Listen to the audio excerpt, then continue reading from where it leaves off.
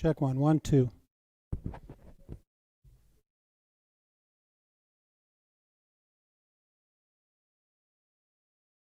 Can you hear me? You can hear me? Okay.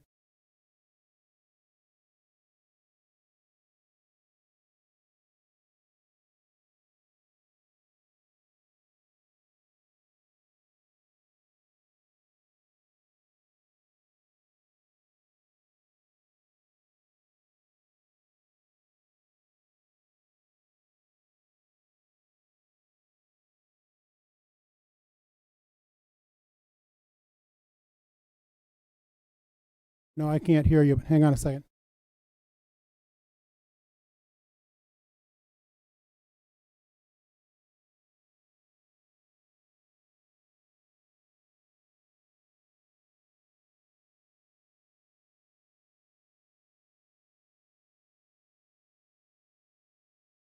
All right, let's try that again.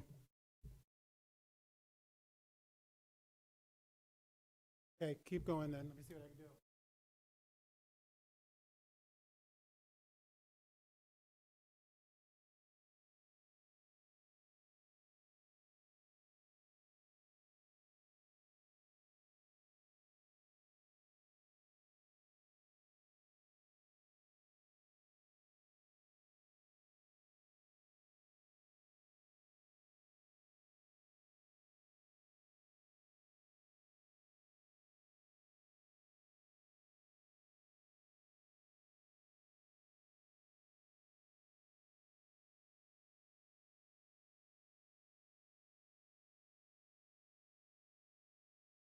Yeah, but I can't hear you through here.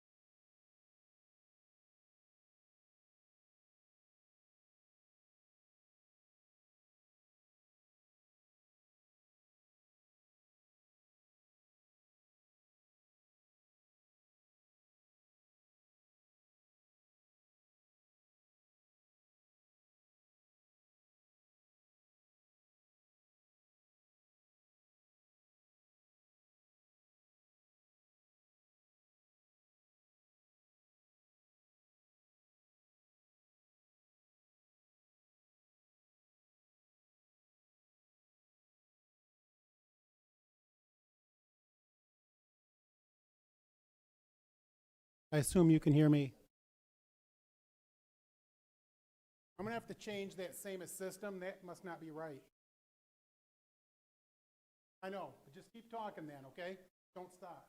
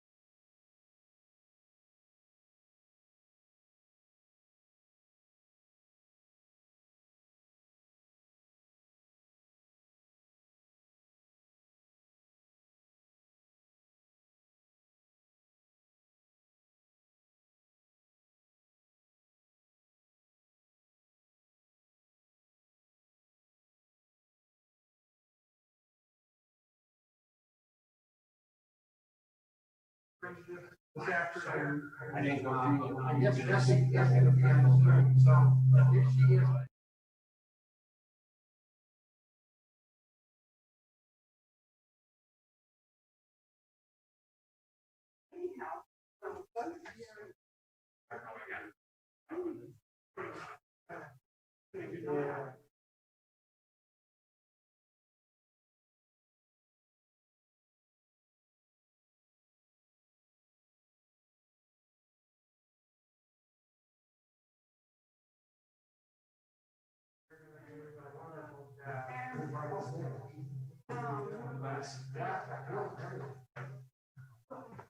You missed that.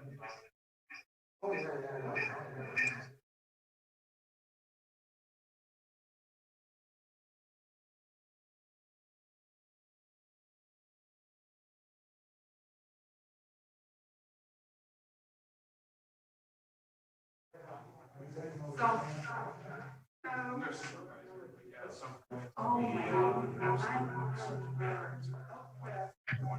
Testing.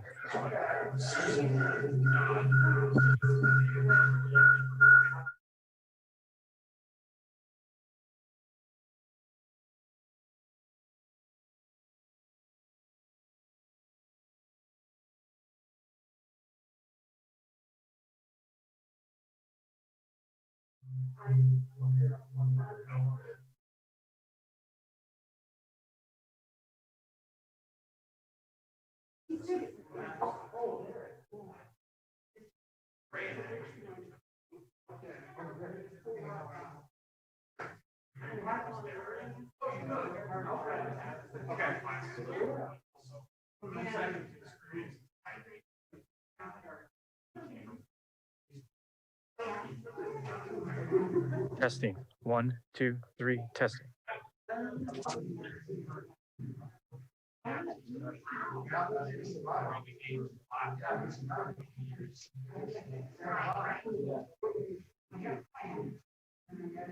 So yes, we're good.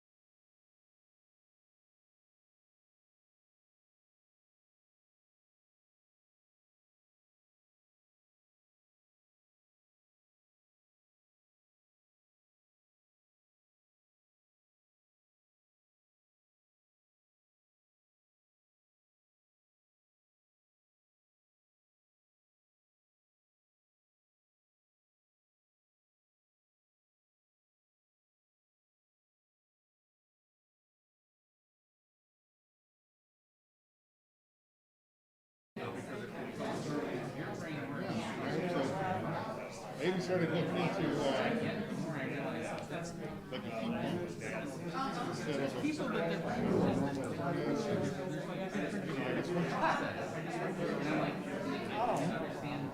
what. Hey, sir?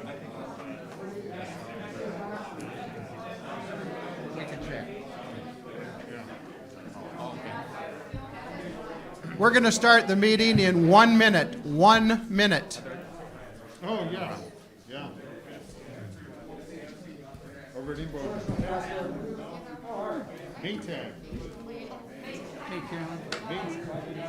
Yeah, Maytag. Yep.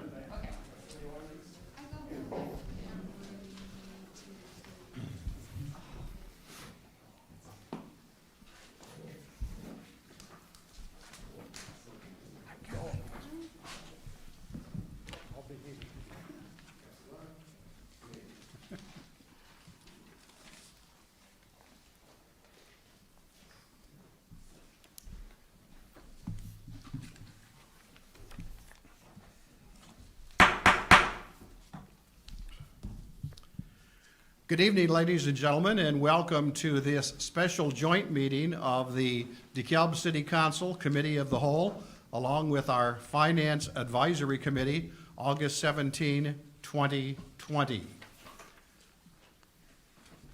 Our city clerk, Lynn Fazekas, is not attending personally. However, she is meeting remotely. And Lynn, can you hear us? Yes, I sure can. Very good. Thank you very much. Because this is a joint meeting of the council and the Finance Advisory Committee, we do need the call to order and roll call of each body, the City Council first and then the Finance Advisory Committee, after which I, as the mayor of the city of DeKalb, and Lynn Neely, our chair of the Finance Advisory Committee, we'd like to make a few comments prior to the approval of tonight's agenda. So I would first of all call the meeting of the DeKalb City Council to order. Roll call of City Council, please. Morris, Here. Finucane, Here. Smith, Here. Perkins, Here. McAdams, Here. Verbic, Here. Favor, Here. Mayor Smith. Here. 8 present of council. I would ask our city clerk Fazekas to kindly call the roll of the Finance Advisory Committee. Higerson, Here. McGill, Here. Parch, Here. Prahlad, Here.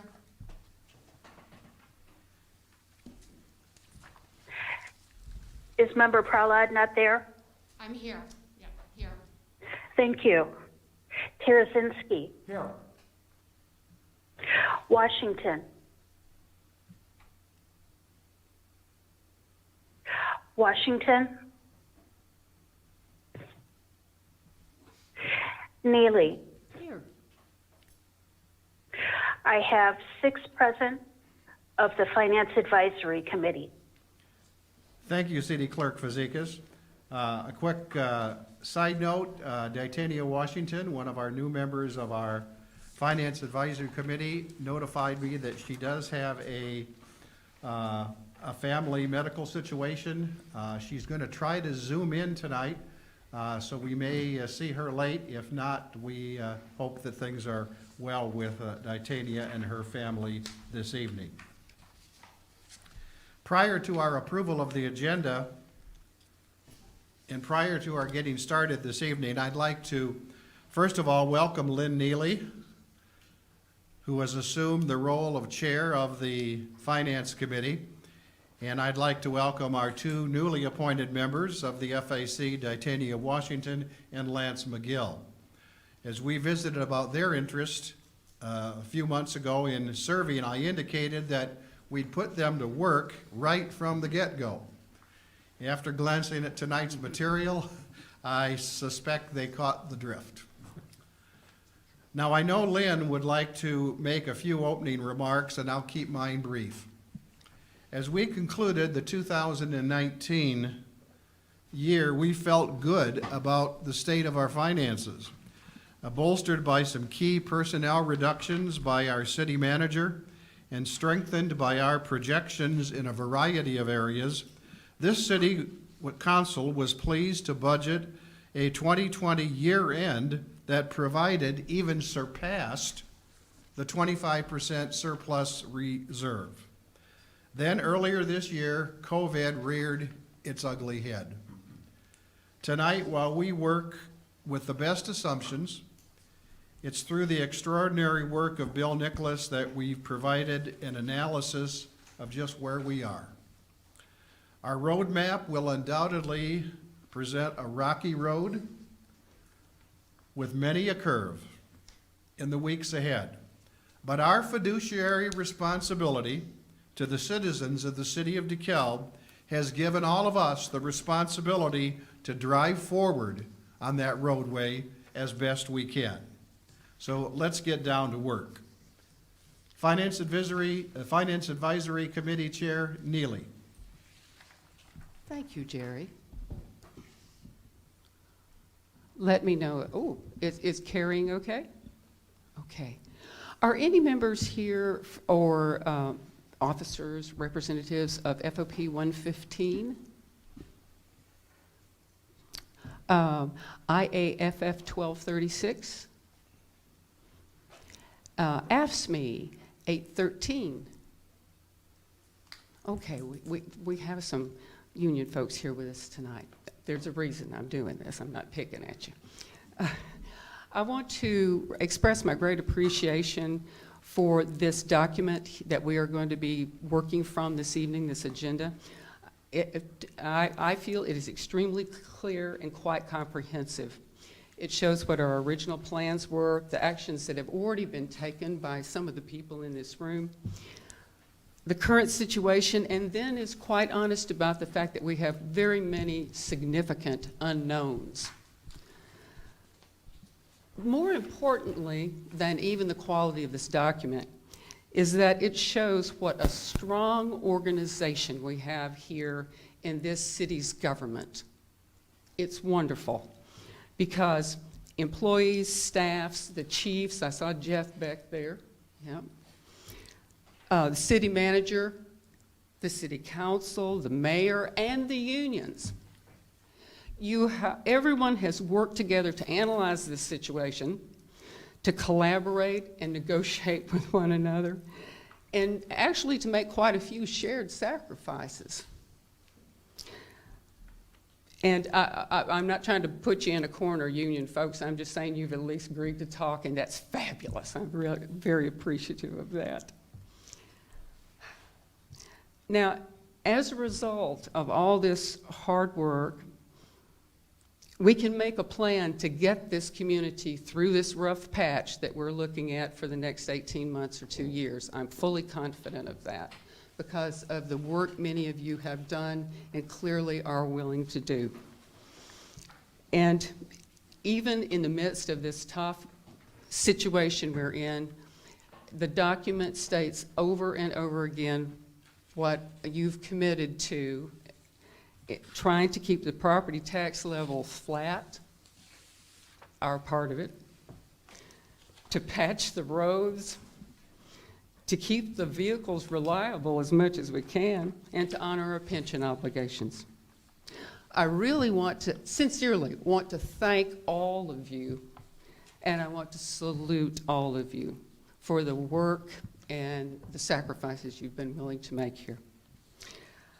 We have more work ahead, but as I say, I am confident that we will succeed. So thank you very much.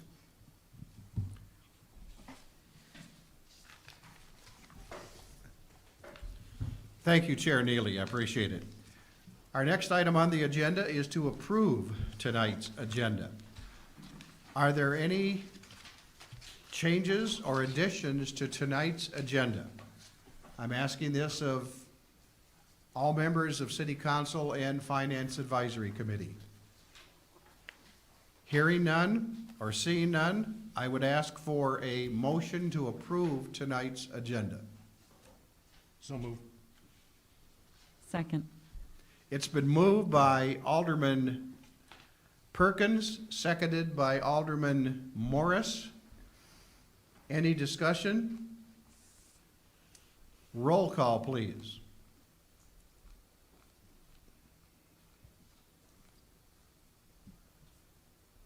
Morris, Yes. Finucane, Yes. Smith, Yes. Perkins, Yes. McAdam, Yes. Verbic, Yes. Favor, Yes. Mayor Smith, Yes. 8 aye. And Finance Advisory, please. Okay, I'll need a motion and a second for Finance Advisory to approve the agenda. I Okay. move that Financial Advisory Committee approve this agenda. I'll second it.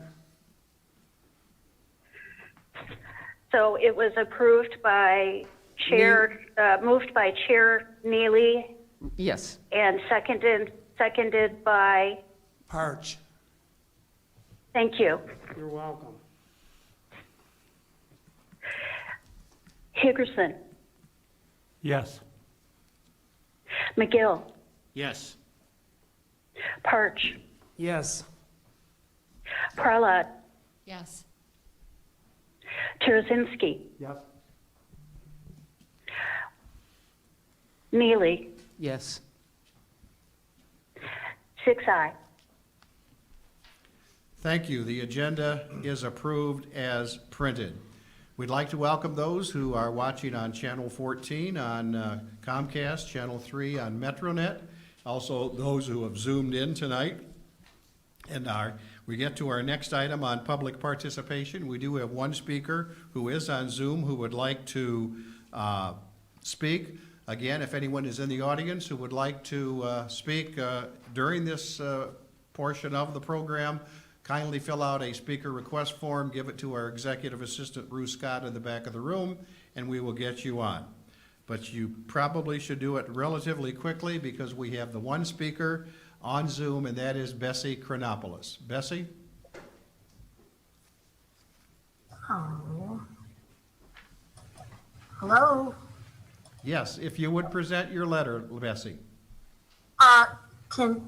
You can go ahead and read it. I'm not sure that I'm audible. You're audible, Bessie. You are very audible, yes. I am? Oh, Lord. If she wants, I can read it. It's not a big deal. Okay. Would you prefer that I read your comments, Bessie? Yes, I would, because I didn't think, I thought that you were going to read them. I'm so sorry, Mayor. Okay, the note that you said you'd try to attend the meeting via Zoom, and if the Zoom does not function, you would like it read. So I apologize for that miscommunication. This is from Bessie Chronopoulos. The budget is the number one most important responsibility of the council. It is the basis for a properly functioning city. It is difficult to understand why the council has not tasked the F.A.C. with more duties as meeting on a regular basis to view every aspect of the budget, including routine functions, monitoring of revenues and expenditures, and analysis of the practice of transferring between funds. The F.A.C. was supposed to meet regularly starting in 2019, but did not meet for 9 months. Now the same thing seems to be the mode of operation. The F.A.C. is simply not being allowed to function as an independent body of knowledgeable citizens to utilize their skills to advise mayor and council. They are being given information to which they will react instead of being tasked with the duty of being more of a watchdog or analyst, another set of eyes. The fact that neither the F.A.C. nor the council has dealt directly with the TIF audit is another matter of concern. This is the perfect opportunity for the city of DeKalb to clear the air with a thorough investigation of the misuse of TIF funds over the years. It is not a matter of blame, but a matter of a thorough vetting of past and current practices with a close look at the numbers to trace the errors and understand where it went wrong. Also, taking a closer look at how well served the city has been by C.O.W, the city auditors. Again, their report is based on information they were given. Was that enough? Maybe, maybe not. They certainly did not catch anything involving TIF improprieties. Why? That letter signed by Bessie Chronopoulos, 423 Gale Avenue. Seeing no other public participation, we move now into our considerations. And we have one consideration tonight, and that is the basic assumptions behind the fiscal year 2021 city budget. And with the concurrence of our Finance Advisory Chair, Neely, I think what we'll do is let our city manager, who has done a remarkable job of putting this analysis together, to get the ball rolling here. Certainly, During yes. which time, Bill, I think you can indicate whether or not you'd like questions and answers as you move through or after you complete your analysis. Thank you. Good evening, everybody. Good evening. Welcome. Full house. I'd like to begin with some introductions, if I may. I'm going to ask our new city manager, Assistant City Manager, Josh Bull. There's been a lot of changes lately. To stand up. Josh? Josh comes to us from within, and he has an academic pedigree which prepares him for this role in public administration. Very happy to have him with us, and looking forward to working with Josh very closely in the months ahead on this budget and many other things. Josh's academic background is in public administration. He has an MBA and also a communications degree from NIU, and has been very helpful in a couple of ways on the analytical side to date, and really looking forward to working with him. I also want to have Dan Prombo step up. Dan, for the last, oh, by the way, this is Josh's first day on the job. Official day. Dan has been on the job for about 8 weeks now. Dan is our new account manager. He's an accountant. He's replacing Bob Miller. He comes to us via the city of Sycamore. And he has been very busy since he's arrived and in the new city hall, and we're very pleased to have Dan. Thank you, Dan. And finally, I want Acting Chief Bob Riddell to stand up. Bob is sitting in the back corner there, Lynn, and Bob is serving in an acting capacity now, but he's done an excellent job. He started on the first day of the major protests in DeKalb back in late May, and has, I think, done an extraordinary job in helping us thoughtfully and creatively deal with questions of social justice and police reform. So thank you very much, Bob. One housekeeping thing as we begin. There are a lot of tables and charts in the background I sent you, and that was by design so that you didn't have to flip around and go to other parts of the website or to other documents. But there was one that was attached, and I think you have it. It's a very busy spreadsheet that's about as clean as I could get it on one 8.5 by 11 sheet of paper. And you might want to refer to that as we go through this evening. One other thing, at your place, you'll see another spreadsheet that looks like something you have on page 13. Since I sent out actually Ruth sent out the agenda to the Finance Advisory Committee and also to the Council on Thursday afternoon, I've been pursuing a line of conversation which I didn't think would lead to any positive result, but on Friday late and through the weekend, back and forth with one of, actually it's the largest, it's Baird, which is one of the largest municipal finance firms in the country. And I think we have an opportunity, I guess the last rabbit in the hat I could think of, to address what I had otherwise shown as a pretty significant deficit for the proposed budget for next year, and it just about cleans it up. I'll explain the pros and the cons of it, and I'll be bringing something to the council as I get more details, and at this point,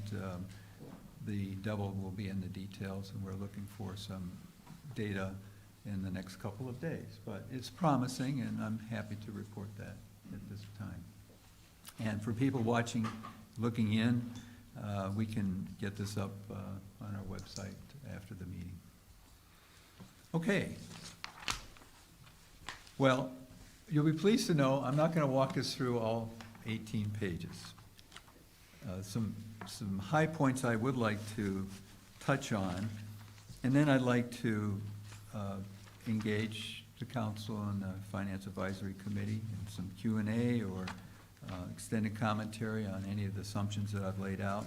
As you can see in the background, I've spent an inordinate amount of time looking at what's happening and what will likely happen between now and the end of the current fiscal year for, I think, obvious reasons. We have a lot of uncertainty, not the least of which is what will happen from a regulatory standpoint as we get through the next months. Are we going backwards in terms of what we can do and engaging each other and where we can do that and how we can spend money in those places?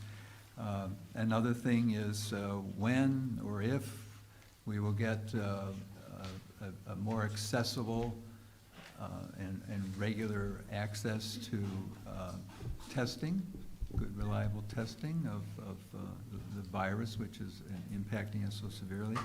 And ultimately, are we going to see a vaccine? Is it going to be this year? Is it going to be next year? If it's going to be next year, when is it going to happen?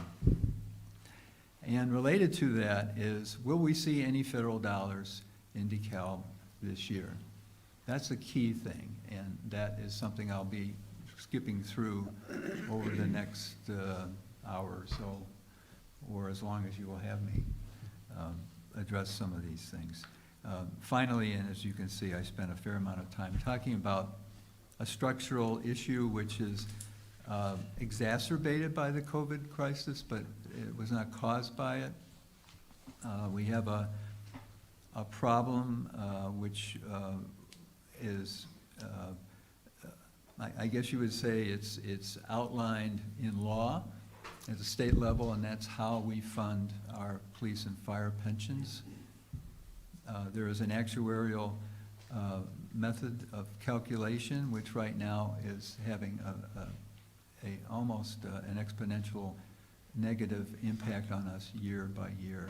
And we can't survive another couple of years of this. We just simply cannot. So how we address that is something I will touch on, and the prospects for success possibly as well. So let me launch in, unless, does anybody have any questions at this point? Okay. Well, blah, blah, blah, blah, blah, blah, introduction.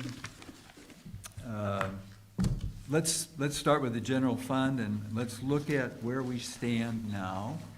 And I'm starting on page 4 of the background, and I'm starting with the one source of municipal revenue, which most financial analysts will say should be the most reliable and stable source, and that is because typically what is levied is applied and ultimately distributed. There are some variations that happen from time to time, and of course there is it's a bettor's game in a way. If you're a city manager or somebody in another taxing body trying to guess at where you're going to be with the community EAV, and you're doing it in August rather than in December, you're really scratching to try to look at trends and get as much information as you can. The final numbers don't come through the county supervisor of assessments until late October. So we're a few months ahead of the reliable stance that we will probably be able to take at that point as the council looks at the levy. But I wanted to address this now because one of the assumptions I'm making looking at the FY21 budget year, from a general operating standpoint, is that we have a certain level of EAV to count on and a certain rate that we're trying to hold to. As Lynn said earlier, may I call you, can we be on a first name? Of course. What I was aiming for is in line with the council's direction from a year and a half ago, which is we don't want to increase our tax rate because we feel the aggregate rate that local taxpayers face every year is already above where we would like to be.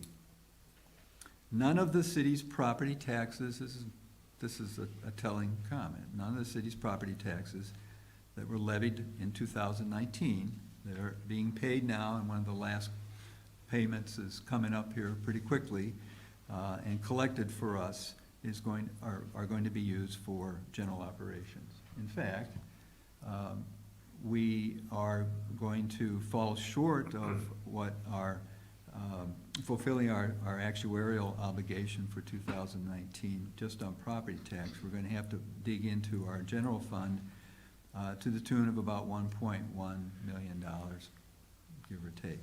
I'm not going to hit perfect numbers as I'm rolling through this, so forgive me for that. That's something to keep in mind because that challenge exists as we go forward another year. And so that means none of the property taxes are going to be used for general operations. There's a table on page 4 in your background tonight. It shows where we are now. If you look at the bottom, it looks like, well, maybe that ramp is leveling off a little bit. Well, not exactly. If you look a little harder under the levy funding column, you'll see that $6,865,743. If you look at that in relation to where we were last year, and we're up about 600,000 in the year-to-year between 18 and 19 was more like 250,000, say. So 2.5 times. It's growing, but the levy is possibly going to be able to be a little higher because we have some new EAV. And next year, I'll be happy to say that new EAV is built on our newest industrial corporate partners, Aurora and Facebook. This year, that will not be the case, and I've confirmed that with our DeKalb Township and Afton Township assessors and also the county assessment officials. There is something called the developer discount. Until there is an occupancy permit issued for Ferrara, which is probably going to happen in January, if all goes well. There might be a temporary occupancy in December, but more than likely the permanent occupancy is going to be in January. All that value, if you drive by, you can see it. It's just screaming at you, is not counted in 2020. It will be counted in 2021. So we can see a jump of more than $10 million just in the tax base itself, from which the other taxing bodies and ourselves can tax against and apply a rate against, but not this year. So our EAV this year is going to be based on new construction, which primarily consists of Plaza DeKalb, the Pappas development at 2nd and Lincoln, and Home 2 Suites. And some houses, not a lot, but some, and we got a little more than we did this time last year, so that's a good thing. Some additions and the like, smaller projects. I have pegged, and you can hold me to this, in about 2 months, I've pegged our EAV increase comfortably below where it was last year, but I think fairly at about just a little under $612 million.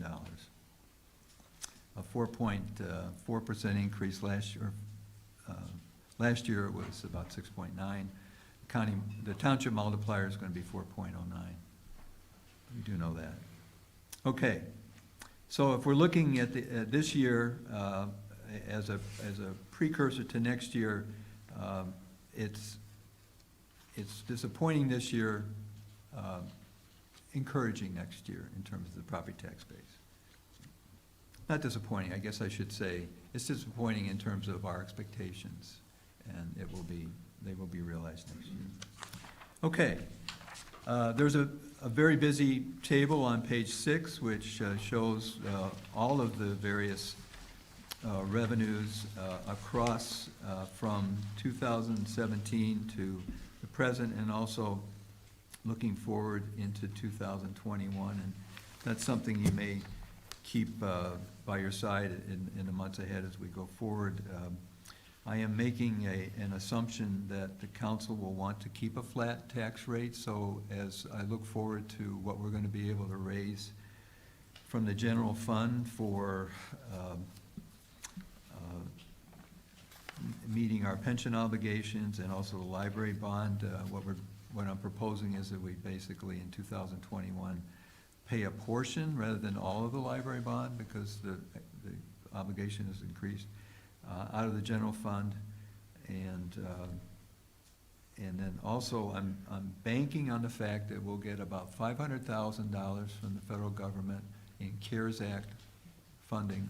We are, right now, if you look at the federal indexes, you'll see DeKalb, Illinois, $1.8 million. It's a great line. It's a compelling and beckoning line. So far, it's zero. We are accounting for our all of our overtime, all of our personnel adjustments that have had to be made to address or that are related to the COVID crisis. And right now, we're at about a couple $100,000 worth of cost. There's another cost which the federal government says is eligible, which the Department of Commerce and Economic Opportunity in the state of Illinois says is not. There is a running gunfight right now. Some of you may be aware of this, between the state legislature and the executive branch over how to calculate what is eligible or not. According to the federal standard, the money that the council has basically forgiven in terms of restaurant bar tax and hotel motel tax, I estimate by the end of the year somewhere around $450,000 can be counted for federal aid, but it hasn't been recognized as such by the state of Illinois as yet. There is a strong lobbying effort being done by the Illinois Municipal League, which represents 1,200 villages and towns around the state of Illinois. I believe also our partners in the Associated Firefighters of Illinois is also involved in that fight. And so I think ultimately we'll prevail, but it's not helping us right now. So I'm making the assumption we will prevail. That's the property tax. Let's look at some other revenues that are general. And I'm focusing on the general fund. I know you know this, but maybe people viewing don't. But now we have about a $100 million budget when you add all the debt service and the fiduciary funds and so forth, and the capital funds. But the general fund is what funds the operations and the people that you see in the orange trucks and the marked squads and the ambulances and engines and so forth. And so that's, I think, what's nearest and dear to the businesses and the residents of our community. So sales and use taxes in our general fund are very important, and we're expecting about a 14% decline overall in the current fiscal year. And I broke down for you on page 7 how those fit into the general category of general fund revenues, and that includes local use tax, which, by the way, is the one kernel of sales and use taxes which has gone up because of the greater use of the intranet for purchases, retail purchases over the internet. Total loss there of about $2.26 million, the largest piece of the loss which I'm projecting for this year.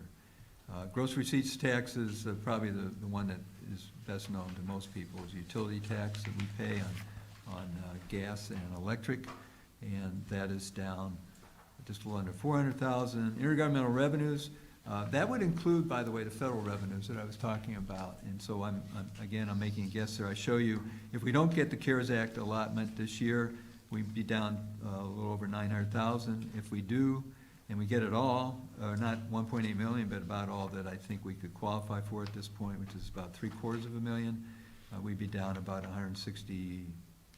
A big swing between 16.7% and 3% down. Hoping for the best there. Licenses and permits, I can say another bump up. We're getting more permit fees this year than we have in many years because of the new construction south of the tollway. Service charges are going to be down. Fines and other income and transfers in, there is a bump there. It's a one-time bump which I had shown to the council back on May 11th. And that is money that's transferred out of Fund 420. We're going to be looking at that fund tonight before we finish. That's the Capital Equipment Replacement Fund, the fund that supports our purchases of vehicles. And Bob, I know this is leasing and so forth is something that you've talked about in previous meetings. When we get to this, the reason we're pulling out of that fund back into the general fund, obviously because we have shortfall there, but that money could generally be, that we're taking could generally be considered general revenue. I'm not including the local fuel tax revenue that goes into that. That's E911 revenue that comes our way. It's some sale of surplus property and boom, boom, boom, boom. It's all stuff that we could logically put in the general fund. So if you're looking at sources and uses, I think it's consistent. So overall, projecting somewhere around $3.5 million as a shortfall. If we don't get the CARES Act, it could be $4.25 million, something like that. Any questions there? I'm gonna do one other thing, which unless somebody has questions. I have a question. Yes, please, Bob. The CARES Act and the other government funding federally, does that come direct to the city or does it come through the state? State shared revenue is various. The biggest piece of that is the income tax, and that is obviously collected by the state first, and then we get a proportion on a per capita basis. Okay, so we're. So down and come back. Yeah. Yeah, we used to get 11%, and that was the deal that was done in the 90s. It was supposed to last as long as the grass will grow and the waters will run and so forth. And then it was chopped down to 10%. And then it was down to as low as 6% a couple of years ago. It's back up to about 10%. So it's, our guidance from the Illinois Municipal League is that it's going to remain flat for now, so that's a good thing. But it sits there in the local government distributive fund, and it's very attractive if you're sitting in the legislature.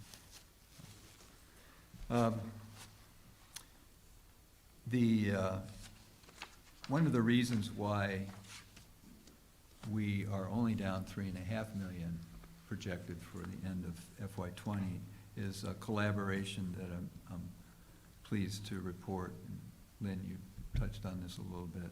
Collaboration with our employee groups, in particular our 3 unions, but also all of our employees who, on May 11th, I announced that there were going to be budget rescissions that amounted to a little over $1 million on the personnel side.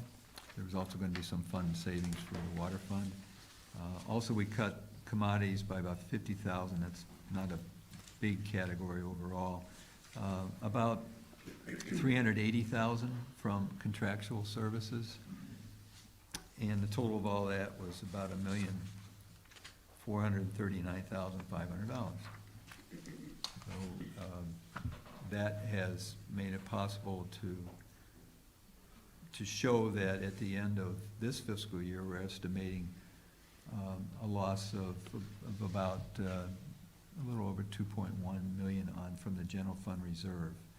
And that's a little better than we might have thought 3 months ago. And again, that's counting on a number of key things that we've already addressed. That would unfortunately run our reserve down from what we projected it to be, about 28.4%, to just under 24%. All right. I'm going to move into the FY21 budget, which is mainly why we're here. But I've set the table, I think, for the issues that are going to continue through into FY21. Property taxes, touched on that. Ultimately, the council votes the levy. I presented, I've forecast that something not to step on the council's toes, but to provide something for conversation. A flat city tax rate, which was 1.1541% last year, and projecting an EAV and a levy that would allow us to keep that rate flat for this coming fiscal year. Sales and use taxes, I think, will be flat, meaning where we're going to end up at the end of this year will be about where we're going to coast into next year. I hope I'm very wrong on that, but I don't know. I don't know. I think, by the way, I'm working off of May numbers. Some June numbers finally came through, only on the restaurant bar side, not on the sales tax and the local use tax. But they came through just today, and I hadn't had a chance to talk to Dan about them. So they're a little bit better in June than in May. People were coming out. June, important month, obviously. We'll see. We'll keep a close eye on that. Sales and use taxes, I mentioned, gross receipts taxes. The utility tax probably going to be a little bit better next year because of our new developments on Gurley Road. Intergovernmental revenues, geez, you just don't want to bet in the current context that everybody's going to be back at work and making what they were making a year ago or better. It's a hard bet. I'm not making that bet. And I am hoping that we get what we hope for from the federal government. Licenses and permits, probably up just a little bit, or at least keeping pace with this year. Service charges, fines, probably pretty flat. Although, from the ambulance, I might just digress for a minute here. Apart from what we've been experiencing here in the last year with the COVID virus, we have seen in recent years a trend where people, for probably mostly economic reasons, have been calling 911 for ambulance assistance or paramedic assistance for maybe what might have just been treated by taking somebody on their own to a hospital or to the doctor the next day or whatever. We're seeing a higher number of refusals at the site, refusal to be transported, but we are going out. Our paramedics, our highly trained paramedics, are looking at the person at the house that they arrive at and taking a close look and spending time there and offering assistance and all of that, and then no transport. So clearly we're playing a role now in the general health system, which we hadn't anticipated 5 years ago.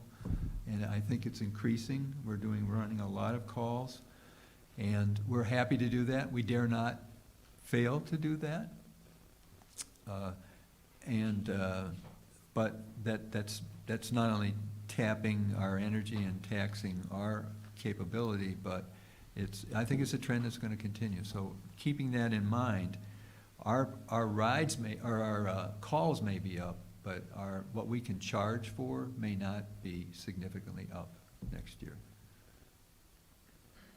We're also seeing less and less in terms of what the reimbursement is per ride. Even if you cut insurance and so forth, then we're chasing dollars at this point.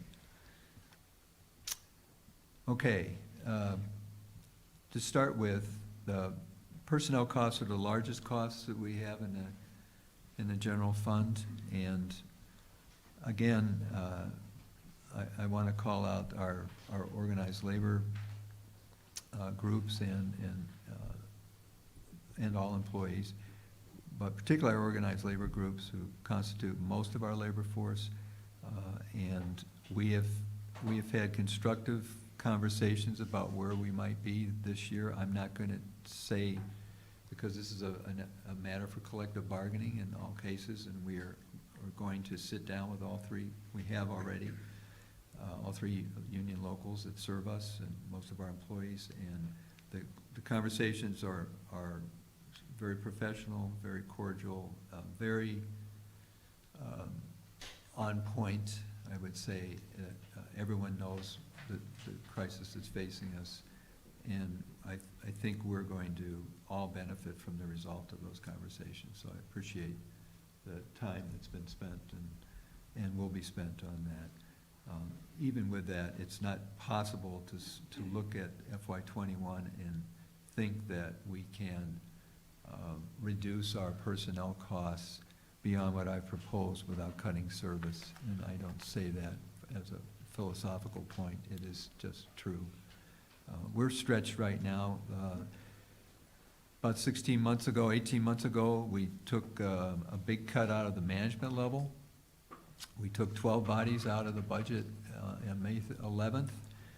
They're not going back in, and there are some positions we haven't yet filled that we have to look at, but we're being straight up and very honest, and the numbers are all spread on the table as we were talking about these matters. In commodities, we can cut a little bit more, but we still have to have some road salt. We still have to have sand and other things such as that for the work that our Public Works Department does and that others do as well.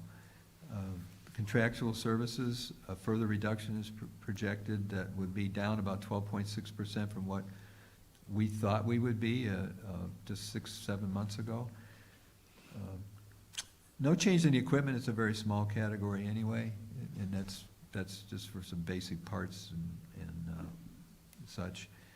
Transfers out. This is maybe the only happy dance I'll do tonight. So if you've got another table by your desk, which I pointed out earlier. So I was talking about this bond conversation. We all know if we have a bond that could be refunded, what that means is when we did the bond, and when the bond was issued, there were provisions in the debenture that we could, on one, sometimes more than one occasion, go into the market and refinance the bonds for a term or for the term, the original term, the balance of the original term. And we've done that a number of times. We did it last year and reaped a savings which we plowed back into the general fund. And I should say, some in the general fund, some back into reducing our annual debt service. That's not what I'm describing here. Basically, there's a phrase for it. I think it's scoop and, remember what that was, Dan? I had never heard it before, scoop and port or something like that. It's basically to cut us a break for 1 year. Rates are low right now.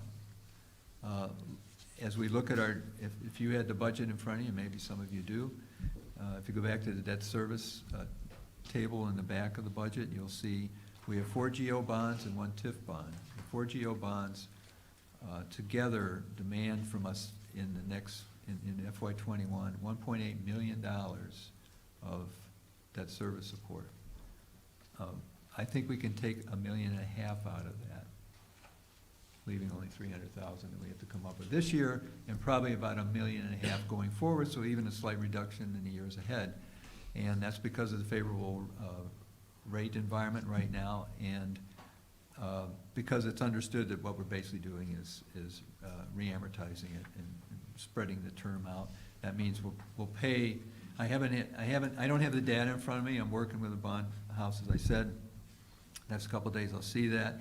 But if it looks like we don't have to swallow, if it's level debt service, we don't have to swallow an end-loaded kind of debt later on in 10 or 15 years when we're all gone, but other people are having to deal with it, then I think it's something that I should bring to the council And with that, what this shows is, other things being equal, what we talked about with the property tax, what we talked about with the COVID financing from the feds and so forth, we would be practically in balance next year. In fact, what's $124,000, $118 amongst friends? I could probably find that. You know. And if some of your assumptions are low, Yeah, I mean, it would go right Could be. into that bottom line, Could if be. you will. yeah. Or it could come out. So let's face far it, this if year, we haven't had much good luck, so Yeah, I'd say probably. hear you. It's not gonna happen, but, anyway, we're that close, and we would be right at the reserve policy minimum of 25%. And I'm gonna work very hard to figure this out, so that at one of the next council meetings, I bring something forward that can hopefully make this so. I was excited about that. I had a chance to look a little bit more at it over the weekend, and had a conversation with the Baird representatives today, and they're feeling pretty good about it, but the numbers will tell us more in the next couple days, so that's a good thing.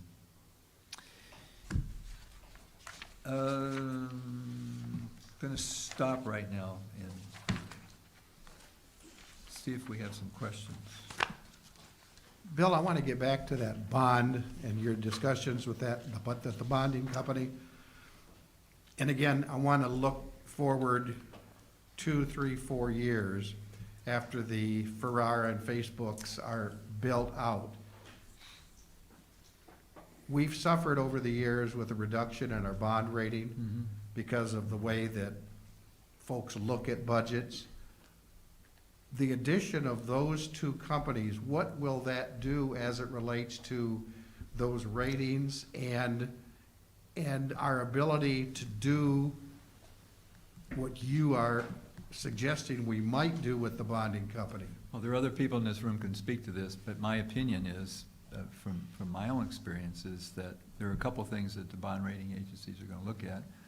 First of all, that you're meeting your expenses, that your property tax base is growing and is diversifying. Hence, it's very good that we have two major international corporations located in our community within a 6-month period. And just the projections, even if you cut them in half of what the property tax will be for us and for the other local taxing bodies, and bond rating agencies take into account the overall debt of the community, not just the city. It's all good, that's all good. But mostly they want to know that we're hitting our policy. So we have a reserve policy of 25%, we're supposed to hit that. And I guess if we were going to refinance or just to have that visit with Moody's, it would have been on January 1st. Could have said, hey, guess what we did? You know, we got, we raised our reserve by $10 million, almost, or 10%. I wish we had $10 million, sorry, Tom. I got excited there for a minute, millions. But that's terrific. We went from 19 to up to, well, it's more than 10%. We went from 19 up to almost 30%. 50%. Well, we can't bank at what could have been, obviously, but. So right now, but right now, if we were it looks visited good. right It's a now, I positive think they'd have to sign. take into account, Mayor, of course, the national crisis, the international crisis we have. But they want to know what we're doing about it.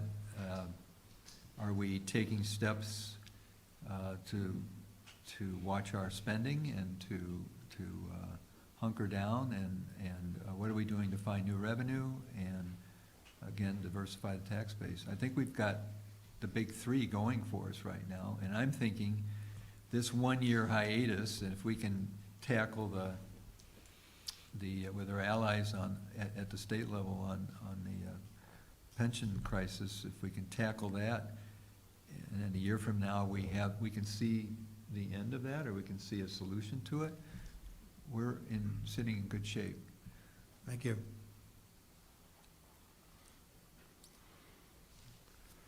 Yeah, Bill, I wholeheartedly endorse the idea of refinancing some of those bonds coming due. I think there's a lot of money to be saved, but you hit it on the head, the devil's in the details. You know, they don't. Yeah, I'd like to see debt service proposal and see where we are. Yeah, And can make a lot of difference on your annual cash flow. Oh, yes. Tom's got a question, I think? No, okay. Okay. All right, do you want me to move on to the capital, and then I'll raise any? Oh, okay. I'm okay. Just a couple general comments and observations, maybe a couple questions. Could you get your mic down in front of your face there, Tom? Thank you, thanks. I guess you take this thing off to talk. Huh? Okay. Thank you. I too would echo the general comments about the presentation, where we're at today, and the reaction and the quick reaction by the city faced with what was happening in February, March, the open positions being frozen out, and each of the public bodies, I think, participated in those reductions: fire, police, streets and sands, as well as administration, plus what administration done earlier. Just a question on this federal situation. Apparently it's going to be administered by the state as to what cities qualify and how they qualify. It's not going to go back to the federal. We're talking to elected officials at all levels right now, frankly. Okay. Yeah. So when you said there's a lot open, there's a lot open when it comes to that. That's $1 million in here. We've transferred $500,000 out of our capital fund to make this 23% balance projection, right? So we took $500,000 out of our new gas tax, put that back into the fund. We took another transfer that we didn't make back into the fund, plus we got $750,000 in income in here. So to the extent that there's time for the council to really get their hands around this between now and October, there's a lot to come due, plus what's happening in the state revenue activities. That is what's coming back to the city. Hopefully restaurant bar in particular is hit by 27% of the numbers I saw in here, so it's substantial. So to go forward, the one question I had kind of specifically on the recap of the personnel costs, and I appreciate including a $750,000 reduction in there, which I assume is coming from conversations with staff and unions and so forth, which is excellent. The pension obligation increase year over year. I didn't know what that was. Is that included in that number now for 21? Let's, it is, and Tom, At some point, I would just like to get that back as to what that real number is year over year. Is it another $1 million? yeah, if you go back to that, let's see, page 4, Tom. Mm-hmm. So, now, again, the council may decide we don't want to levy $6,865,740. Right. You see at the bottom? We just want to keep it that, but we still owe, the obligation is still there, so where do we get that money? If we don't get it from the property tax, we get it from sales and use Right, taxes, right. which are dramatically down, so I'm trying to make a safe bet, but not a timid bet when it comes to Okay. where we can be on the levy. So the obligation column, if I read that correctly, is $7.4 million for 19 and $7.9 million Yes, for correct. 20. So we're up $500,000. Yes, Is what the obligation is. which is, you see the pace? It was Yep, like, yep, yep. yeah, $250,000, now it's $500,000, and boom. Yeah, and that's when the stock market was at a good value at Yeah, the end of the yeah, year. So yes, yeah. I don't know what it would be now. You're right. Well, stock market's still doing real fine, so, Yeah, Yeah. it's close. Any day it could Yeah. change, right? yes. Okay, and the property tax increase as projected here is about $760,000, Correct. 12% increase. Oh, 790. No, again, based on that EAV, now, if we get the numbers when I go to the Right. council with a levy and then they're down, then we're back looking at this. When will TIF 1 expire for purposes of EAV? The end of next year. The end of 21. So it'll go in the 21 levy? That would be increment in 21? Speaking, let me sharpen that. Okay? Next year will be the last collection. So this year's EAV will set the collection for next year. Right? And then the termination is December 31st, 2021. And then after that, no more money. Okay. And So if- for tax purposes, the EAV Yeah. is a big increment, It is and that would be effective, 2000, yeah, next year payable in 2022. okay, and that increment would be Yeah, substantial. so I couldn't count it. Yes, no, I Yeah, understand. I I'm wanted just- to, but I I'm couldn't. just thinking ahead as we talk about bonds and other Yeah, obligations. yeah. No, you're right. If we see that coming to us, And we have to And we pay our s- last bond, TIF bond payment next year. that all comes home. Yep, And that becomes 1.8 million. tax revenue Yep, that can be used for Yes. pension discussions and would cover our pension increment if it was Yep. another 500,000.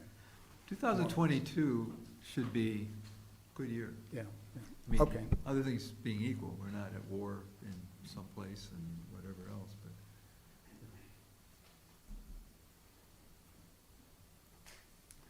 Hence the bond, the promise of this unique bond operation.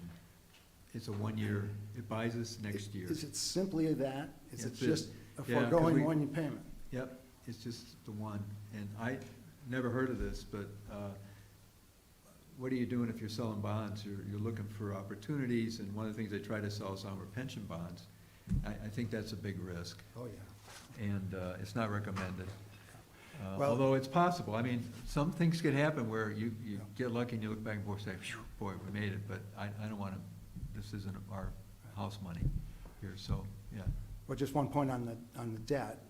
We have a debt policy, and I know Yes. we haven't talked about it much recently because we haven't issued new debt.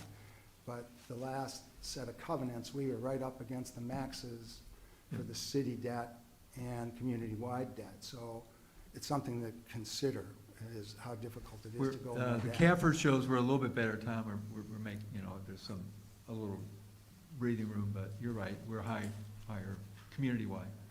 Yep. Thank you. Thank you, Tom. Mayor.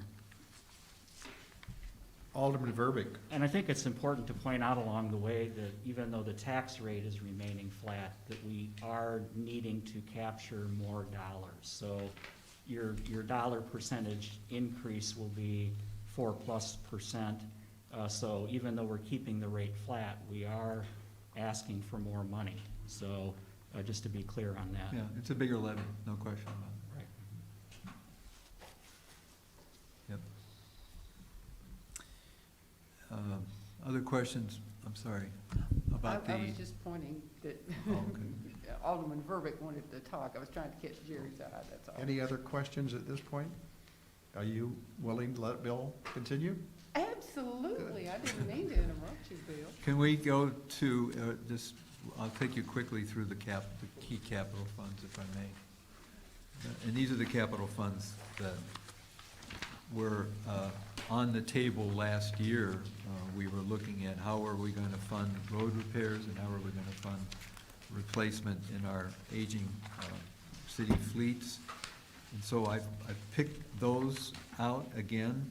And we go to page 13 at the bottom. We'll start with the first one, which is the Fund 210 motor fuel tax.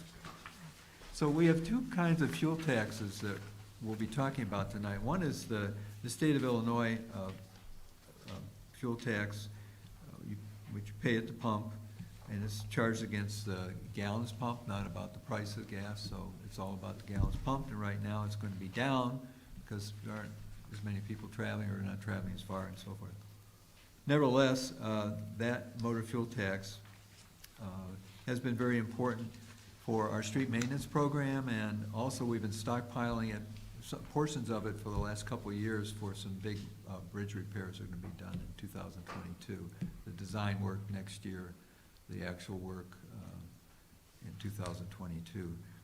And we'll see that in a few minutes. But happily, while we're concerned about the state of Illinois' stance on the CARES Act money, they've been very generous with motor fuel tax this year. There are some Rebuild Illinois bond monies that are based on MFT. We're paying them off with MFT funds at the state level. And that money is helping us this year. There's a new, interestingly, a rural construction design.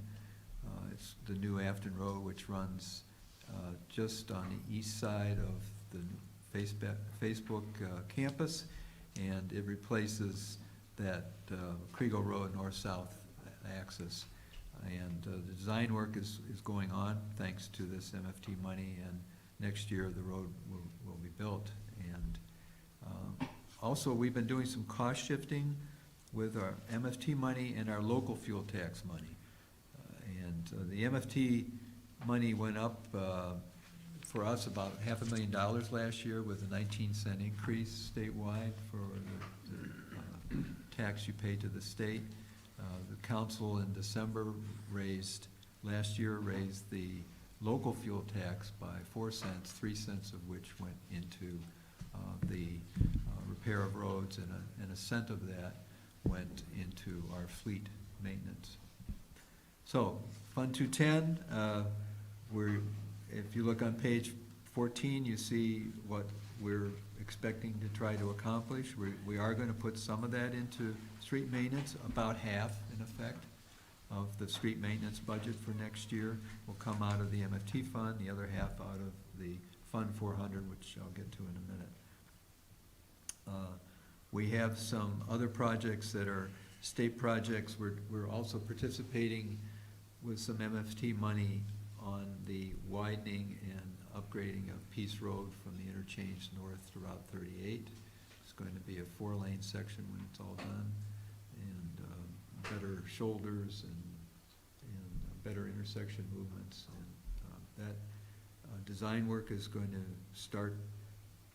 A certain amount of it has already started, but next year in earnest, and after that, I think it's 2022, Brian, is that correct? That construction will be going on. Okay. By the way, if you look carefully at this chart when you get a chance, you see two things. You're going, what the heck does that mean? So we have street maintenance and street improvements. Street maintenance is what we're going to be doing on 7th Street this year. It's the milling and resurfacing with a little bit of utility repair and some curb repair and so forth. And street improvements is usually a complete rebuild where you take all the asphalt out and work on the subgrade and curb and gutter and so forth. It's major. We're not doing much of that, but there will be pieces of that we'll do integral with our street maintenance program. There are some intersections that really need new work, or maybe we're going to add a better radius at the corners, and we'll have to put some money into that. So that's why there's what look like two things saying the same thing. Okay. Let's just leap ahead into the 400 fund on page 15, which is that local, is funded mostly by the local fuel tax. And when you add that Fund 400 and the Fund 210 together, the total street maintenance program will have a capacity of about 2.2 million. And that's up from maybe $500,000 3-4 years ago. And we need to spend at that clip just to keep pace with, if you drive around, you drive on North 1st Street from Hillcrest North, really nice driving surface. 7th Street will look like that at the end of this year. Next year, 13th and 14th, and 1st Street from Taylor North, and that really awful stretch of Taylor west of 1st Street as you go to the Kishwaukee Bridge. So that's a lot of paving. It's a lot of centerline miles, but there are a lot of residential streets and smaller collectors that are begging for maintenance too. So we have to keep at about this clip year after year after year, in my opinion, or else we just keep falling further behind. So that's that. Finally, and this is exciting, and I thank my former colleague Ray Munch for taking the lead on this, and I've been doing the cleanup since, I should mention, is now working in the city of Naperville. That's where he lives, that's where his wife works. He's had always wanted to get there at some point. I wish he had waited till the end of the year, but the opportunities arise when they do. And he did a good job on this, getting the ball rolling and talking to some different vendors about how we could lease vehicles. And the idea here is not to do away entirely with outright purchases of vehicles, but to hit a sweet spot, I guess, annually, where we have a certain level of debt service. They're usually 5-year leases that we can carry and still have enough money to take care of those just-in-time replacements that happen. The dump truck that goes out and is beyond repair, the backhoe that won't work,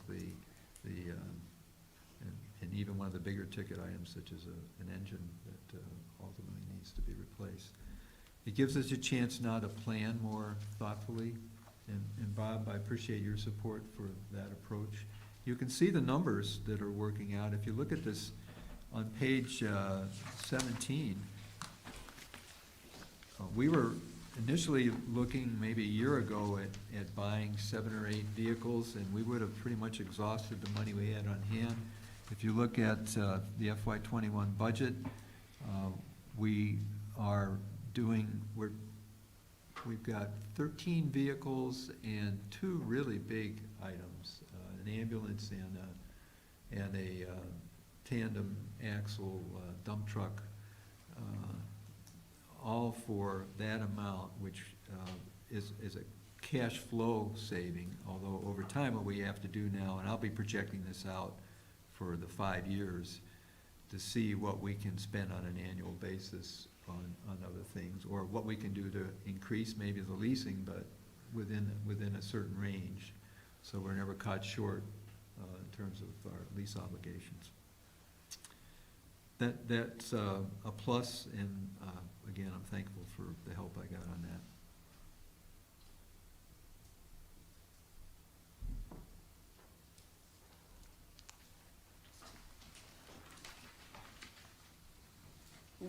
Would any of you object to having a short, Bill, are you pretty much at a stopping point? Would any of you object to having a short break where we could stand up and move around and stretch our backs and stretch our legs? Would that be okay? But we're really to a point where we're gonna open it up for questions, answers, and all that, and then take a look at our schedule for the following. So I have no problem with taking the break, Lynn, but I would suggest that we take it for, maybe until, 7:20? Does that look okay? And then we'll come back and we'll try to wrap this up in a decent time, but we want to leave it open for plenty of questions and answers and dialogue. That make sense? Mayor? Yes. Mayor Smith? Yes. I suggest that we have a motion and second on the part of both the council and the Finance Advisory Committee to recess. To take a short recess? Okay, I'd entertain a motion on behalf of the city council to take a short recess. So moved. Second. Been moved by Alderman Fanouken, seconded by Alderman Favor. Any further discussion? Roll call, please. Fanouken, Yes. Smith, Yes. Perkins, Yes. McAdams, Yes. Verbic, Yes. Favor, Yes. Morris, Yes. Mayor Smith. Yes. 8-8. I'll turn it over to Finance Advisory Committee Chair Neely, and your group better say yes. Oh, Lynn, yes, since you sir. wanted it. Yeah, we'll both be after them if they don't. Is there a motion to have a short recess from the Financial Advisory Committee? So moved. Is there a second? Second. Any discussion? Could I have the names of the motion and second, please? Tarazinski made the motion, and who got the second? Oh. We're all out. Okay, thank you. Any discussion? Roll call, please. McGill, Yes. Perch, Yes. Prahlad, Yes. Tarazinski, Yes? Hickerson, Yes. Neely, Yes. 6-0. We are on recess for about 6, 7 minutes here until 7:20. Thank you.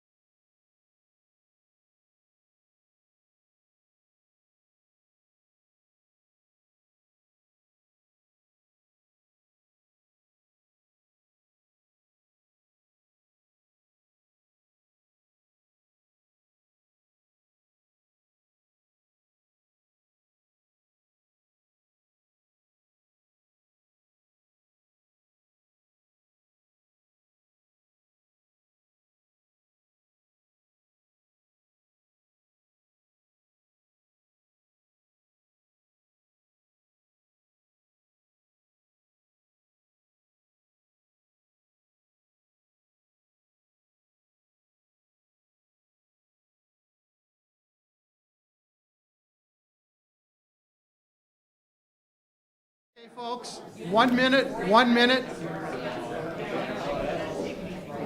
Jeremy, 1 minute.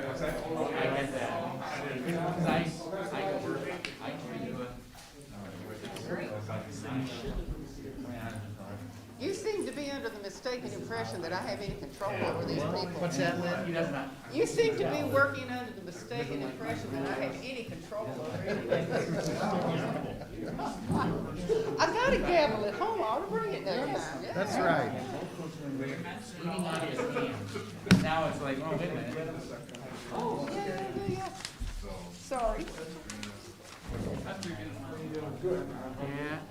Sox set a major league record here, so you're tied in. Just get work, home run scores, take care of batters.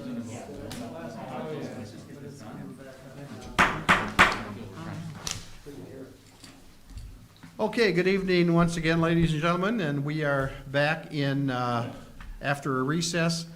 City Clerk Fazekas, do we have to call another roll on this? Yes, please. Okay, very good. We are now out of recess, and I would entertain a motion from the DeKalb City Council to, after calling this meeting to order, that we come out of recess and go back into our regular meeting. So moved. Second. It's been moved by Alderman Verbeek, seconded by Alderman Morris. Discussion? Roll call, please. Morris, Yes. Fanouken, Yes. Smith, Yes. Perkins, Yes. McAdams, Yes. Verbic, Yes. Favor, Yes. Mayor Smith. Yes. 8 aye. Finance Chair Neely, please. Is there a motion from the Finance Advisory Committee to come back from recess and resume our deliberations in regular session? I'll move. This is Parch. Thank you. Is there a second? Second by McGill. Thank you. Any discussion? Roll call? Higgerson, Yes. McGill, Yes. Parch, Yes. Pralad, Yes. Terazinski, Yes. Neely, Yes. 6 aye. Thank you, Clerk Fazekas. We are now back in session with this special joint meeting of the DeKalb City Council and the DeKalb Finance Advisory Committee, August 17, 2020. We have got a fairly exhaustive analysis from our city manager, Nicholas. We've had a few questions and answers prior to going into our budget schedule, which will give us an idea of when we want to meet again and see some of the things we want to discuss. But right now, let's take a look at the analysis that has been presented, and I'll open it up for any questions. And Lynn, I trust you will open it up for any questions on your part. Yes, please. Any questions? You know what, I actually do have a question as it relates to the fire and police pension. When we talked last year, there was discussion that it would be possibility of it being administered through one body versus the, where is that at as we sit today? Good question. Just trying to think, it was the end of the fall veto session, I believe, wasn't it? And the legislature voted to create the two central funds. And so there would be a police pension and a statewide police pension fund and a statewide fire pension fund. And those bodies have now been, appointments have been made to them. And just before COVID really loomed large, they were just organizing. They had lined up their first organizational meetings. They have had maybe 1 or 2 organizational meetings, probably virtually. I'm not sure exactly how they did it, but so they're moving along. That was the first step we talked about. And the second step was changing the method of calculating the obligations. And that ultimately is more important, but we had hoped this year to realize some modest savings, if it wasn't for COVID, in terms of overhead and costs that would have helped. And we may still see some of that, but not significant as we were looking at 2-3%. So we're ways out Yeah, still. it is. But that's the first necessary step, and the governor was behind that, and we're hoping that there are different players involved who are working at the highest levels in state government to try to push forward the bigger piece of it. And we are, the Municipal League, the City of DeKalb are aligned with AFFI to get that done, and we're committed to it. And we've been talking to our state reps, and they are also aware and committed as well, so we'll do everything we can. And from what I understand, Sheila, I think it is the COVID situation that has sort of gotten in the way of this, as it has with a number of other things. My sense is that the state legislature, as a body, is going to be supportive of this. Is that your sense, City Manager Nicholas? Yeah, and if we could script these things, we'd probably say, let's hold the veto session over until that's resolved, but I don't see that happening. It's an election year, there are other pressing concerns. But next spring, when the spring session meets, and that's the more substantive of the usual annual sessions, we hope that something is done. And even allowing for the workout of the time it takes to put that into place, what comes to pass with this bond option that we're talking about in 2021, we should face 2022 with better prospects, and hopefully nothing else happens. And also in 2022, we'll have to be clearly the beneficiaries of the investment that's been made. A tremendous investment has been made south of the tollway. Alderman Morris? You sense I have a question. The way you were looking at me there, so, but you've done that before at council, so good, please, I'm sorry.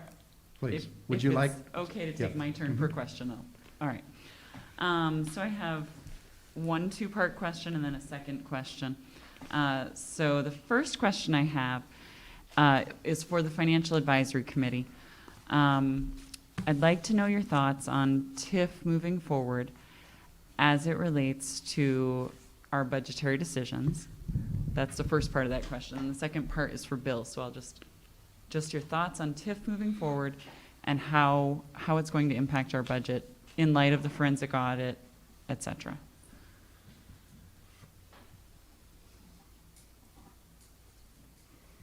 Just a couple of comments on TIF then. As an instrument on a go-forward basis, TIF 3, I was in support of that, and I think the F.A.C. in general was in support of the establishment and the roll forward on TIF 3. As to the audit, in the 2021 forecast, there's still $321,000 or thereabouts in TIF transfers, which is your 50% of the TIF 1 surplus, right? So 50% means there's another 50% you're going to capture, more or less. It's going to bring you $640,000 back into your property tax line.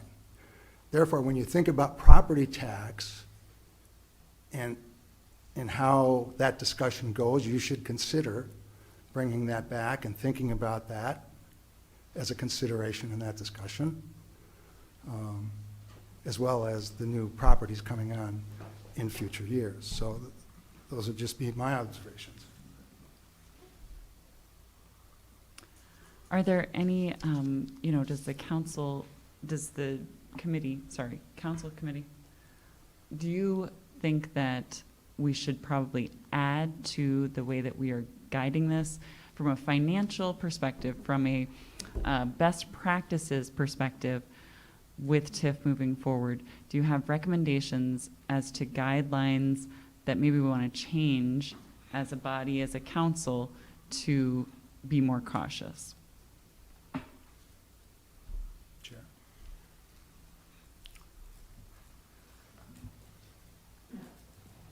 To the best of my knowledge, there have been quite a number of new procedures already implemented that went into effect, I believe, last year, that would be a great bulwark against some of these things that happened historically in years past. So I think there's been a great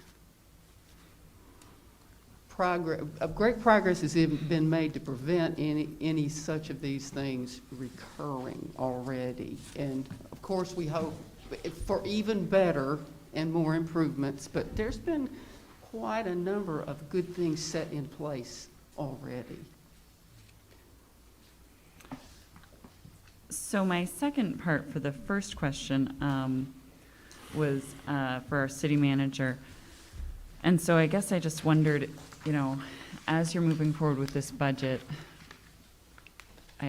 the elephant in the room, I guess, is considering the idea that we're considering reimbursing other taxing bodies for the misdeeds of the past. Do you have that in mind as you're doing this budget, I assume? Certainly do. I'll address that and then go back. I think Tom hit it right on the head, but I just might note that in your spreadsheet here, you might see at the very bottom, you see transfers in basically to the general fund for FY21, and what I proposed. If you go down toward about midway through, it says transfer from TIF 1, transfer from TIF 2. You can see what had been in the budgets for the last 3-4 years, and you see some big zeros there in FY21. So there's no transfer, and that's one of the things that the forensic audit had pointed out, that there were years of excessive transfers to offset administrative costs in the general fund. A number, 4 years ago, I think it was $800,000, and then went down 600 and then 100 and so forth. So that's one thing, and I believe that's consistent with what the council would like to do. Am I looking at it? Yeah, I spent most of the weekend working on the TIF side, and I didn't think we'd get to that tonight, and we've made good progress. I could have brought a spreadsheet that I've got that shows how we'll finish this year, how we will go through next year, where we'll end up with a projected final balance, and it's very little. So the council really wants to invest in projects. After the surplus is 50-50 split on the TIF 1, we have a amount of money next year that will fund certain projects, but fewer, because TIF 1 had some money from TIF 2 when TIF 2 was closed, and now that's been spent on projects to get things moving again, rehabbing and so forth. And if we carry that through, the council's direction on that, at the end of 2021, there's no more TIF 1.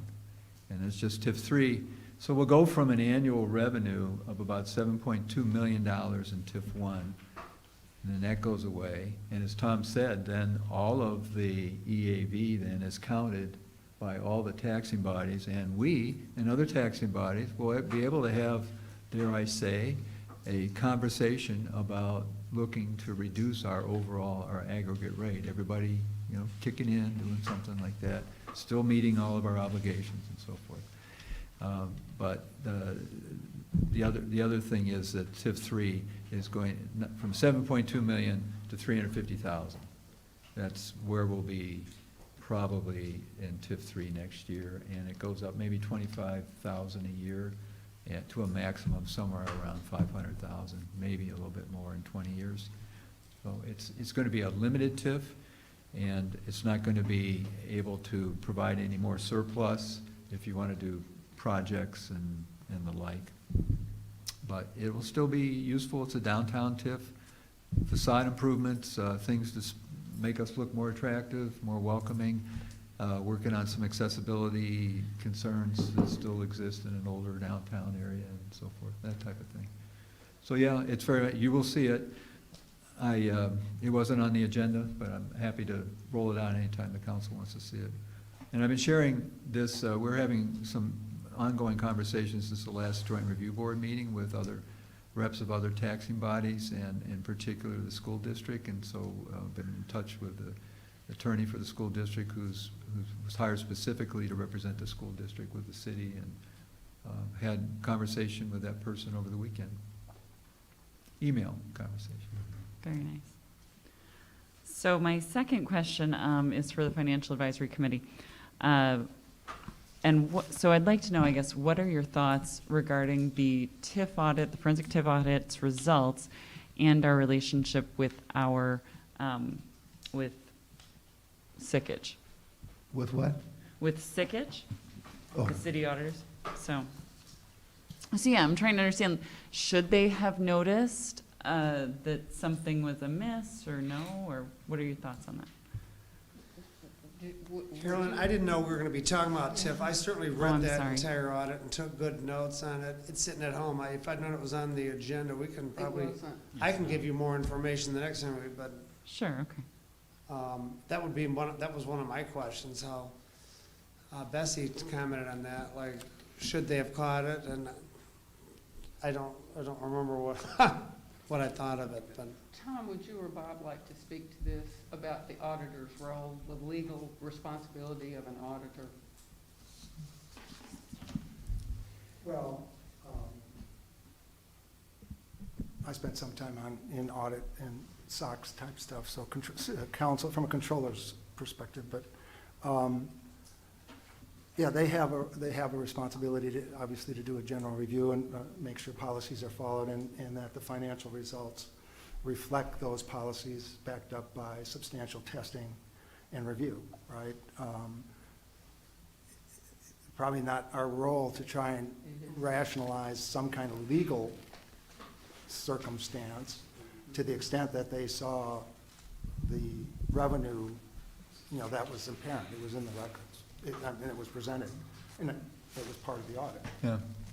Well, I can make something available for the council as we go further into the budget, and particularly when we get to TIF. So there are, in the world of accountancy, obviously there are international associations that now have gotten a little smarter in explaining what they do. And they have some think pieces, 2-page this is what we do and why we do it, that compares a forensic audit with a standard audit. And it's all about this level of sampling.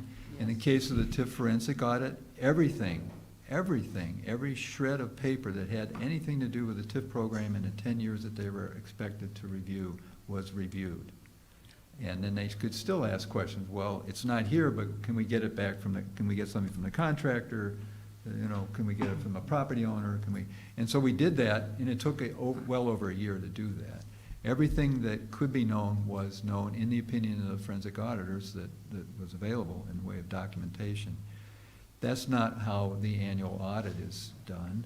The auditors come in for specific reasons according to the generally accepted accounting practices, which are laid out in the profession, and we have to follow. And it's, if you look through, if you think I'm boring tonight, read through this, okay? Read the statement of policy in there. And so what they did when they were looking at TIF is what they did. I mean, they say we're going to sample, just like with the water fund, the capital improvement fund, and all the rest. We're going to sample for process. And when they talked to and I wasn't around when those audits were done, but when they talk to the top management, they want to know what are the opportunities for fraud, and look at the TIF fund. There was no record that, and there still isn't, and forensic audit found that actually no laws have been broken, and forensic audit found this. No laws have been broken, and also that there was no felonious activity, but there was irregular transfer of monies from one pot to another, obviously to bail out and make the general fund look better. what we're seeing here tonight is nothing like that. We're showing you the warts and all, and here are shortfalls and what we're trying to do to make up for them, rather than me saying, hey, I found $800,000. Great, we're done. No. So we can't go, now, the Joint Review Board, which is more the focus for this, because the other taxing bodies are the ones who feel that they could have, maybe some of that could have been surplus to them, or they might have had some claim on that. That's the heart of the discussion now, and we are, I think, going to get to a consensus by the time we get to the next Joint Review Board in October. There was a lot of good conversation on July 31st when we had our last meeting, and I can see, and anyway from my part, the basis for the grand compromise. The city is not in a position, as you've seen tonight, to write some checks, but we are in a position, possibly subject to council review and approval, to do some other things. And I'll have a proposition for the council to consider, and we'll see where we go. Thank you. Alderman Verbeek. But historically, with the Finance Advisory Committee, I think Member Tarasinski was around then, there was a discussion of how does the city wean itself off of these TIF transfers, and this was a subject covered by the Finance Advisory Committee for a number of years, and it was always a discussion, and governing bodies were always aware of what those transfers were year in and year out. So it was nothing secret as the city struggled with its budget situation and how could they leverage TIF legally to help them through that particular time period. Thank you. Any other comments? Mr. Tarasinski. This is just a different question, different topic. Oh, Good. okay. If that's okay. Well, may I make one wrap it up type Sure. comment? Thank you, Tom. You're the boss. It is not the legal responsibility of a normal audit firm to come in and seek out defalcation of any type, period. That's not their legal charge, unless something's really happened lately that I don't know about. And there were no laws broken, so. Okay. I'm Thank done. you. Thank you. Thank you. My question goes back to Capital Fund 210. The bond revenue transfer that the state is generously sharing with us, Yeah. $967,000? Yes, sir. Is that a go-forward commitment? That's Just for this year and the next 2 fiscal years. for 3 And then- years total. Yeah, so, there's a longer story here, but we've been, so state agencies, well, Brian's here, but our city engineer was here, would say, do a regular testing of bridge structures. And the 2 that are going to be repaired have been on a schedule. They're not in danger of failure now, but they're at about a number 6 out of 10. And when you get to that point, you should have already lined up some money to make the necessary structural repairs, and so that's what we're doing. So the state of Illinois has known about we've been very open about our needs, and we've applied appropriately, and councils before this have, passed resolutions to encourage us to do all this, and now so anyway, the short of it is, it's a 3-year cycle. It's great, and then after that, as I said, we're going to get back to a more normal level of revenue and spending out of that fund.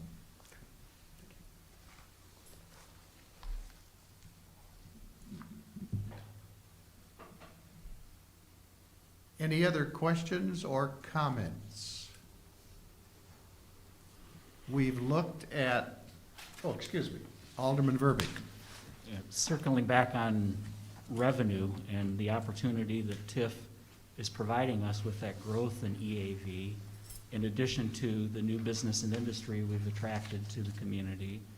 I would be interested in what this collective group has in mind for that new revenue. So in other words, this year, we're faced with a transfer out of our general fund to help meet our pension obligations. So could this future revenue prevent the need to do that? And then if it is a gain for us, what would be those priorities? I certainly hear a fair amount about streets. Do we prioritize funds to that? You know, what are those things that this new revenue, what should be those priorities with regard to using that revenue? And/or should we plan for some type of property tax relief? In other words, do we need to spend it? Do we have to spend it? What are those things that we truly need as a community? And then decide from there. But I'd really be interested in that as a project for all of us as we look forward to that in the coming years. Is that a general question, Alderman Verbeek, for a general response over the next several meetings, or did you want to hear any specific responses tonight? Oh, no, none. Just putting an idea out there for Okay. what we could work on as far as a project into the future that could be very meaningful. Absolutely. Lynn? Sorry, Mike, but I'm kind of a cynic. I don't ever want to, count my chickens before they're hatched. Let's, make sure everything comes along, gets settled first, and then I'll bet you there'll people that can tell you a dozen ways that ought to be spent. Right.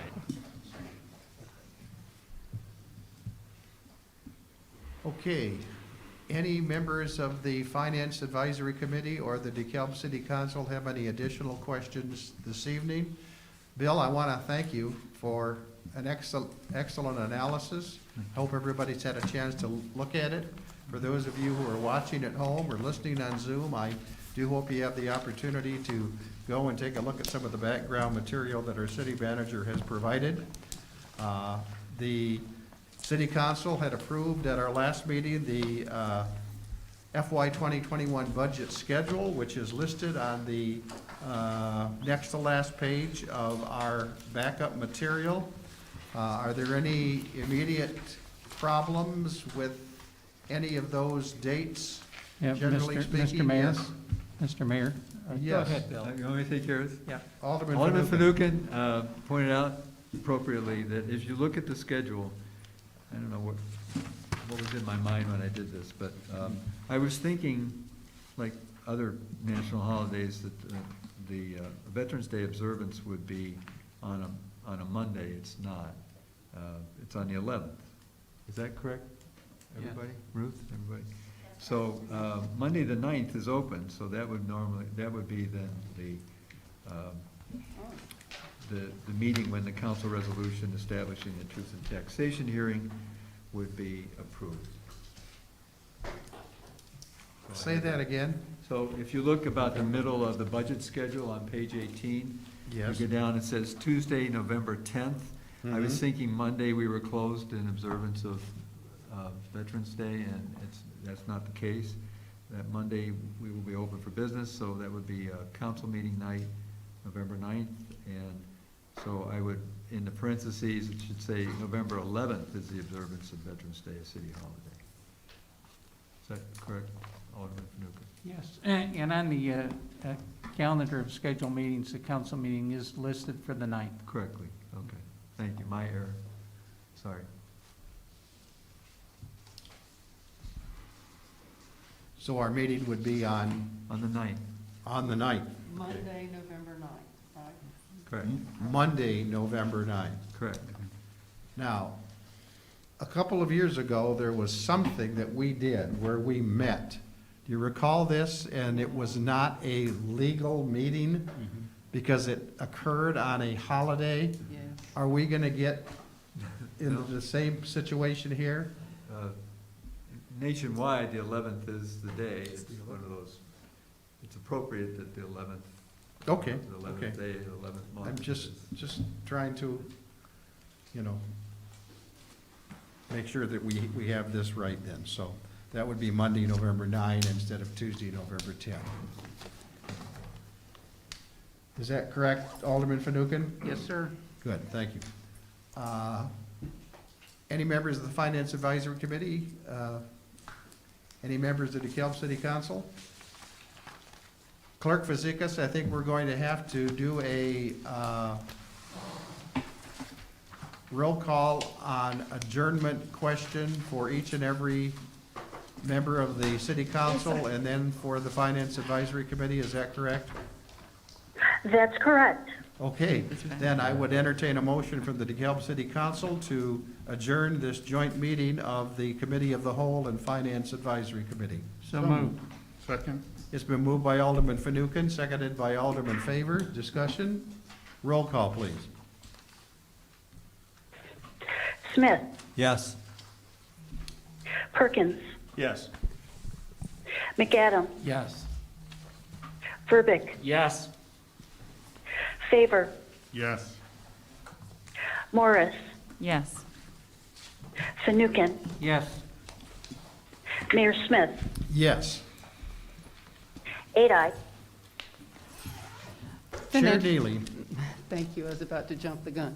Financial Advisory Committee, is there a motion to adjourn this meeting? Bob Hickerson, thank you very much. Is there a second? Second. Thank you very much, Sheila. Any discussion? Roll call, please. Parch, Yes. Prahlad, Yes. Tarazinski, Yes?